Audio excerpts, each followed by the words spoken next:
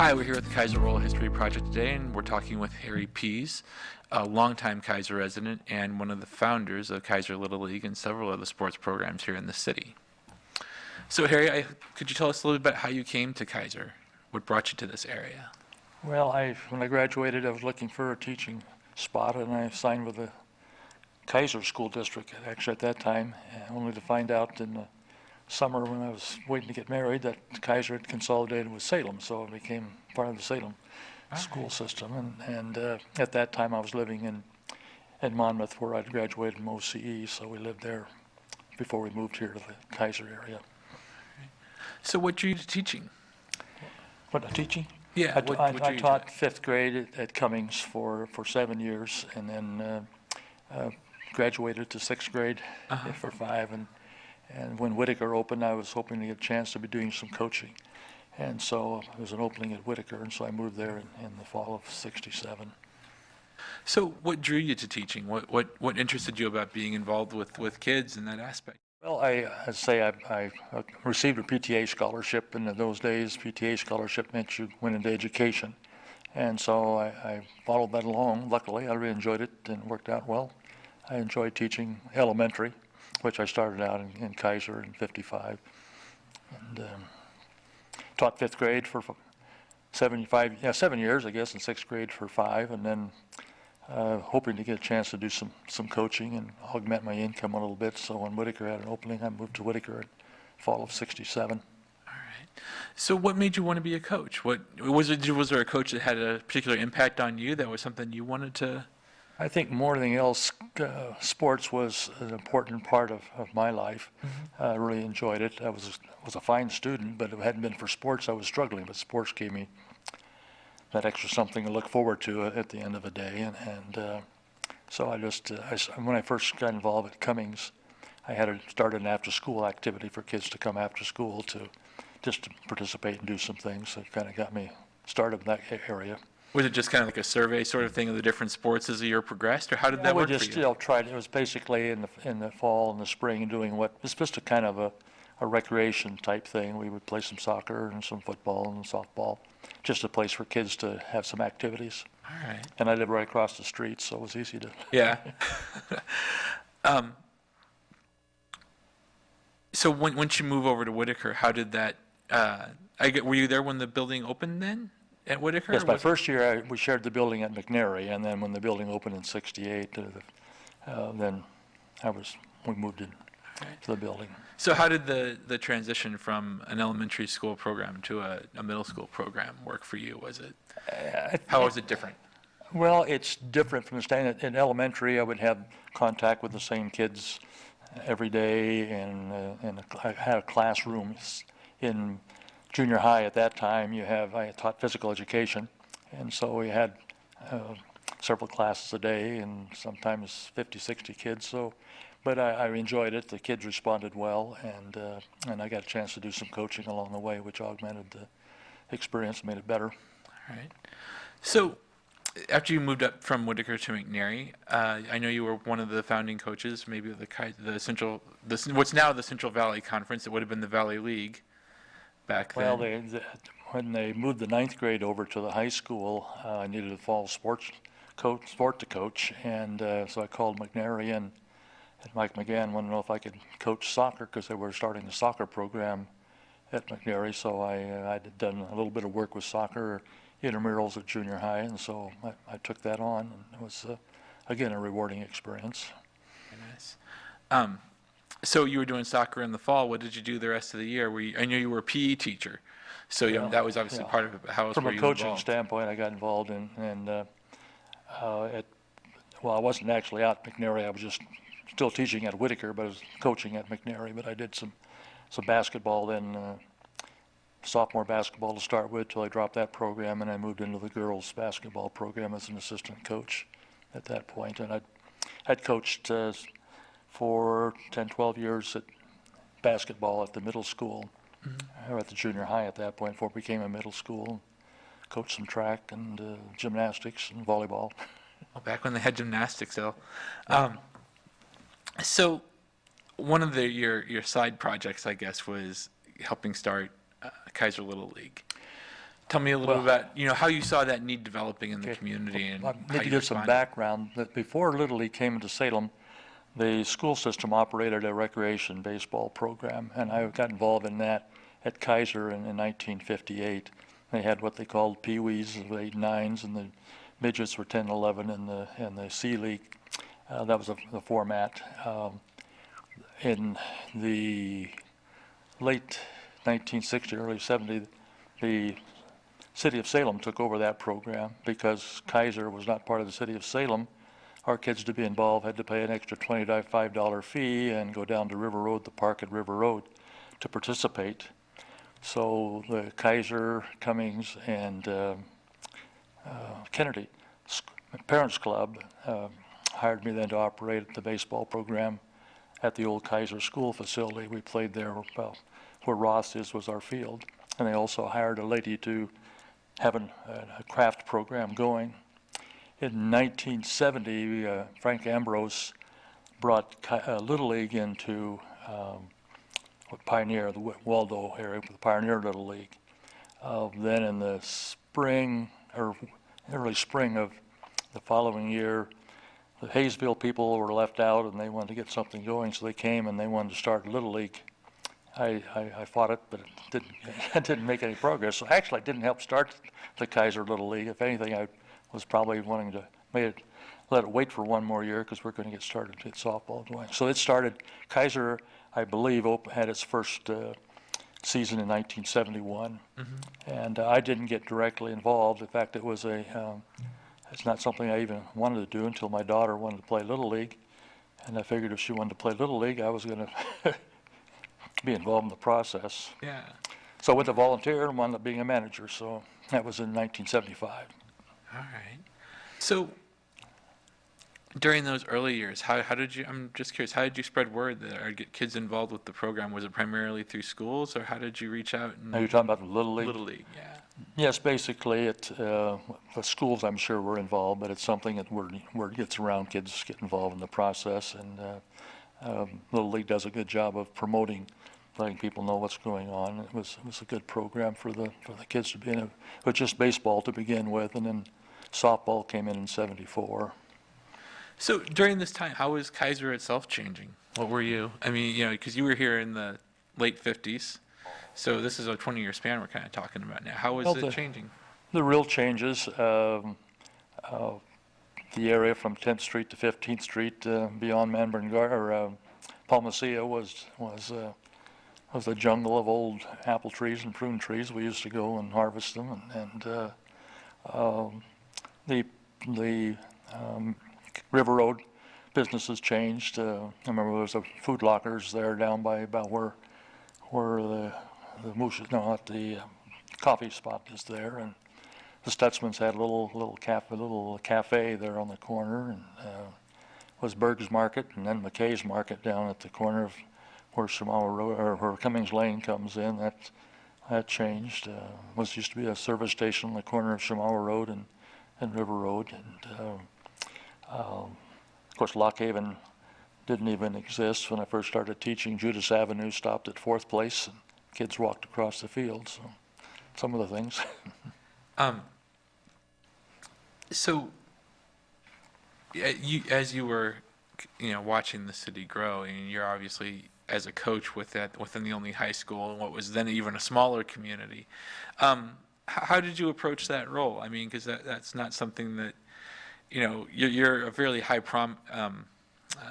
fairly public person at that point, given the smallness of the town. How did you approach that? What was your ways for dealing and kind of taking on greater and greater roles within the community? Well, one thing, Keizer has an advantage over the other high schools, or McNary does, that it is strictly local, and it's easy to, a lot of support, a lot of community pride, things of that thing go into it. I tended to move to a spot where I felt I could help and make a contribution, and those things opened up. I really enjoy working with kids at all ages, so I kind of grew with Keizer. What else were you involved with beyond doing Little League and some of the sports you were doing within and at McNary, how else did you get involved, or how else did you choose to get involved? Well, in Little League, when you're a manager, you're responsible for providing umpires when your team isn't playing. And because I had umpired in the baseball end of things, it was easier for me to do the job and to try to twist somebody's arm to do it. And I enjoyed it too, so Yeah. I got involved in it. And so I got involved in Little League. I got involved in District 7 in umpiring. And from that standpoint, eventually I got a chance to umpire in Little League Softball World Series in Kalamazoo, Michigan. Wow. And then Was there a Keizer team involved with that? I just had no, okay. just Yeah. they select 2 people from throughout each of the regions of the United States. The Western region is our region. Turned out the 2 of us that went from Western region lived 40 miles apart, didn't know each other. Oh, wow. But it was a great experience. And then I got involved in officiating high school softball then in '83, and then moved into, when I retired in '89, the next year I got involved in officiating high school volleyball and then high school basketball. And then eventually in 1991, our baseball softball group split away from baseball so we could have a separate softball spot, and so I needed someone to be commissioner of that, so I reluctantly took that job. I enjoyed the officiating, so in '91 for 20 years I was the commissioner of the local softball association. So when did you retire? I'm just In 1989. 1989. So you had a 30-year, roughly 30? 34. 34-year career? Yeah.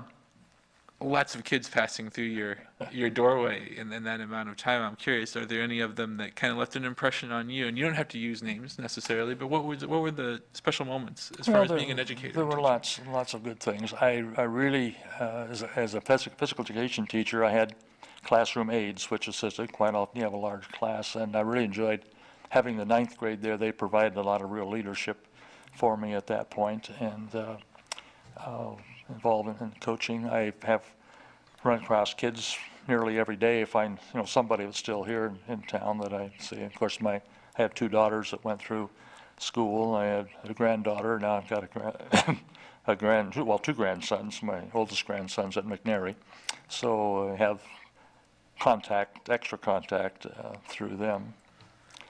The real change, I thought, quite a bit of a change in educational process in the late 1980s, and I finally decided that it was time for me to move on to other things. And I'm not disappointed that I did. I miss it in a way, and yet I don't. Yeah. No, that makes sense. One of my standard questions for teachers is, you spend so much time in front of the class, but there are also learning opportunities for you. What did your students teach you about life, or how to approach life? Oh, I'm sure lots of kinds of things. One thing in teaching physical education, you have a different kind of contact with students than you do if you're in a classroom setting where you're dealing with a person maybe at a desk or a special deal. I think a lot of it just found that the kids that growing up that age, teenagers, trying to find out where they fit into the world, and trying to help them to adjust to that kind of thing. Of course, having daughters involved similar, same kind of time, kind of had another perspective. I'm sure they taught me a lot of things I don't even realize that I received. But, So, after you retired from teaching, how did you stay involved, or how did you choose to, or did you kind of take a step back? It's okay if you well, I don't. say basically I got involved in officiating high school sports three seasons a year, and Little League in the summertime. So this is the first time in about 30 years I haven't had something going in the fall that I was responsible for. Yeah. It's kind of nice. How is officiating different from coaching?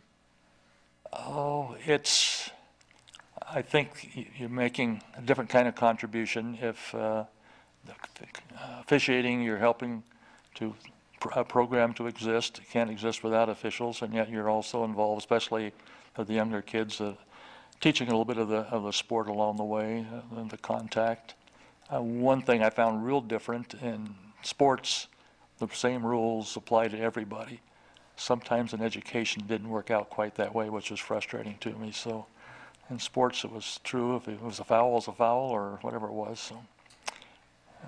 So what has it been like for you watching the evolution of the community here in Keizer? Because you've gone from, I'm assuming maybe a couple thousand around the 1950s, up to 36 now, and that's quite an explosion.